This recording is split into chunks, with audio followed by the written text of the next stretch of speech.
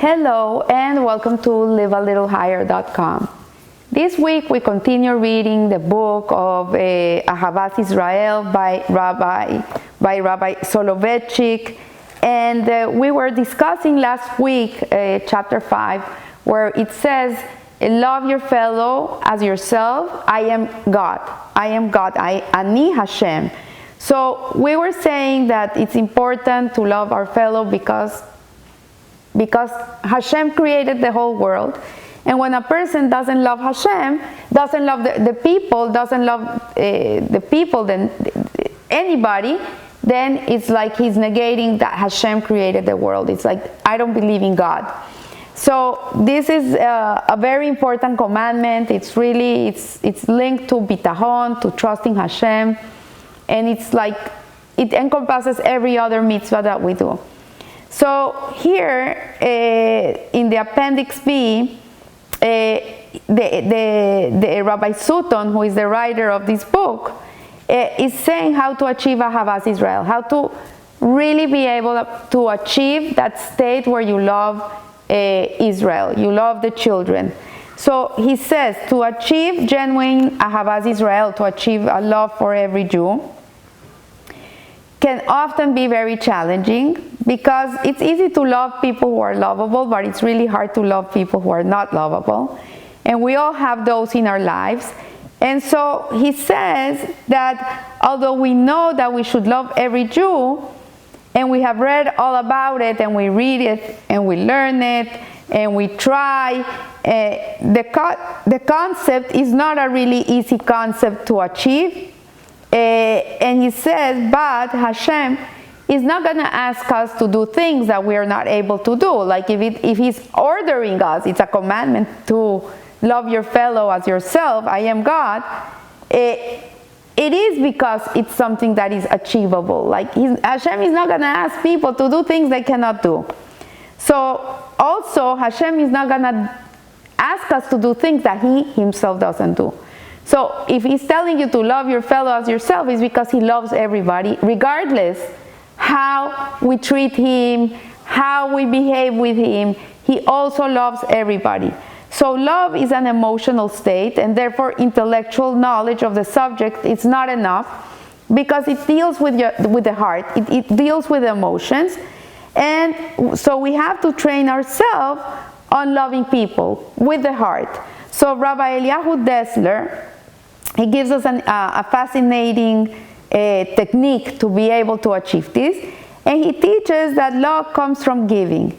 It's more, the word ahava in Hebrew, ahava means love, comes from the root word hav, which means to give.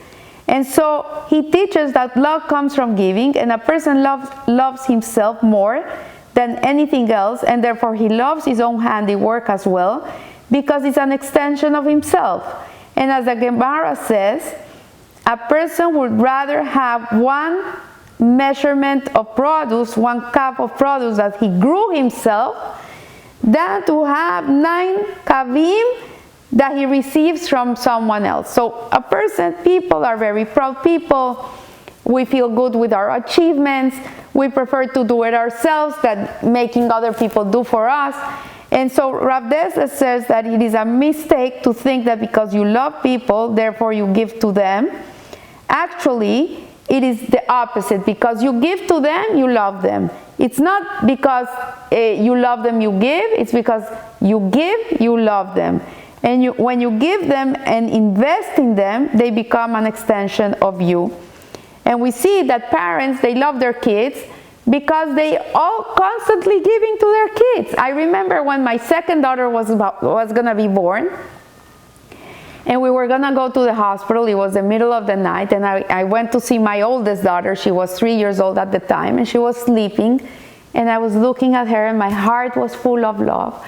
And I remember this. I was a 23 young little girl, and I'm looking at my 3-year-old daughter, and I'm thinking, I felt so guilty that how in the world was I going to bring another baby to the world if I was not going to be able to love that baby like I loved the other baby. Like I couldn't imagine that I could love someone the same as my other kid. So it comes to be that baby's born and you're feeding them and you're waking up in the middle of the night and you're soothing them and you're bathing them and you're feeding and you're clothing them and you're playing with them, and then that love grows and grows and grows and grows to the point where you don't even imagine your life without them. So therefore, he says, if you want to train yourself to truly love someone, you must give to that person. If there's someone in your life that it's hard for you to love, then you have to give to them. If you want to gain love for your friend, you should do things for them. And you're gonna tell me, Margie, I don't understand what you're saying. What about that when you're giving to someone and that person is really he doesn't appreciate what you do for them, and they mess up with you all the time, and they're not nice to you? How can you love them? How can you love a person like that? So here is a story of Rav Israel Salanter. He was the father of the Musar movement. He lived in the 1800s. And so it says that he was traveling to Vilna. He was going from Salan to Vilna in a train. And in those days, there were actually wagons in the train where if people were smoking, they could smoke in these wagons. There were smoking sections. And there was a young man in the same train, and Rav Salanter was smoking a cigarette. In those days, they didn't know they were not good for your health.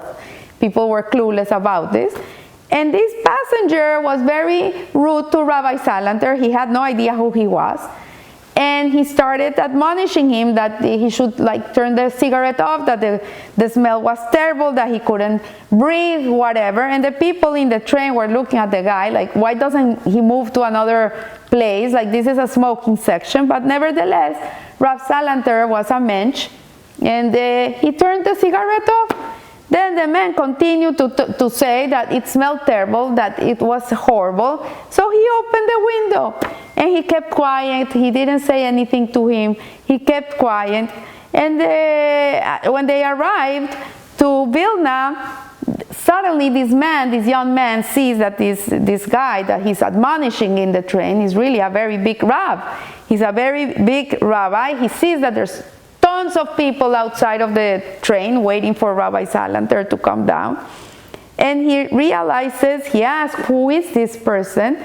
And they say to him, oh, he's Rav Israel Salanter.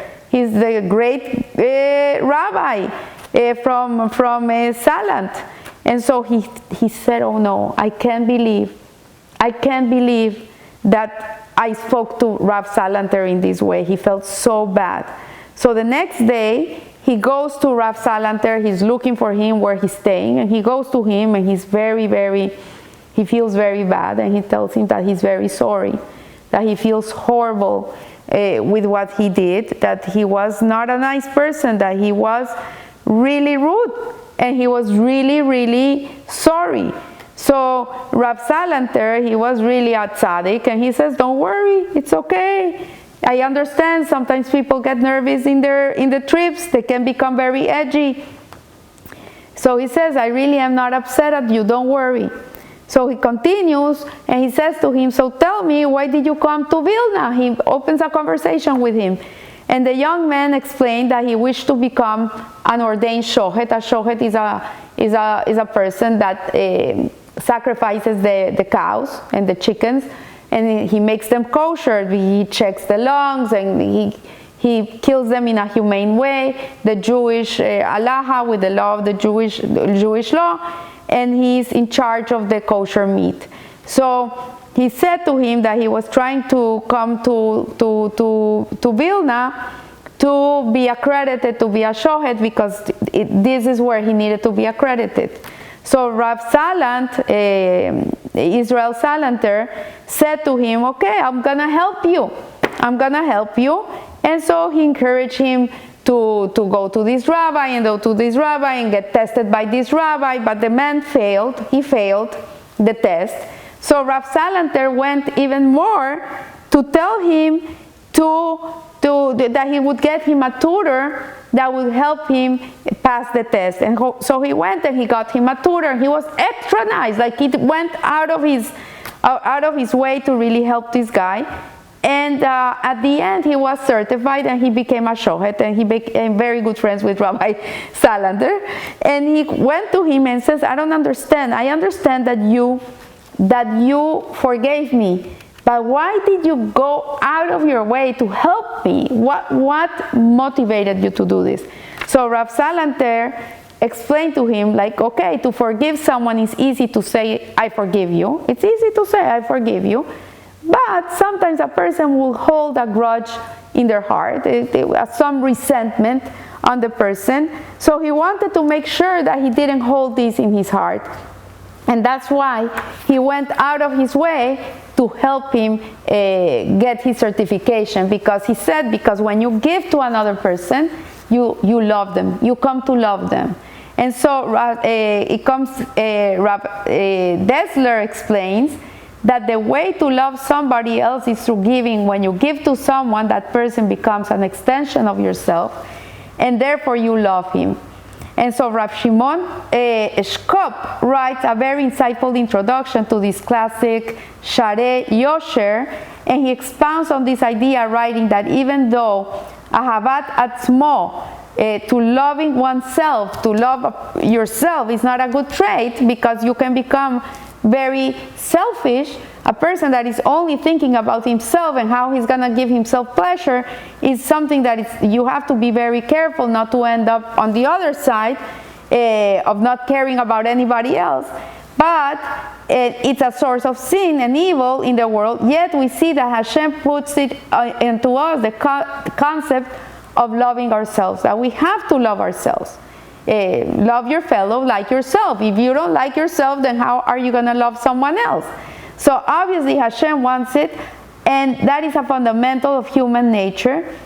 If there were danger in the room, you would run out because you want to save yourself. So the answer is that we need to define Atzmo. We need to define who we are. Who are you? You love yourself by what or who is included in you. This is beautiful and fascinating. So for one person, to love himself is just himself. He's only thinking about his body, about his pleasure, about his material needs. Another person's self might include his soul.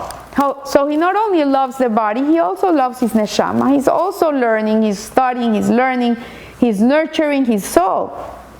And that's better than the other one. But then for another person, to love self includes his immediate family, his friends, his relatives, people who are close to him. So the circle is expanding, and his love for himself encompasses his entire family.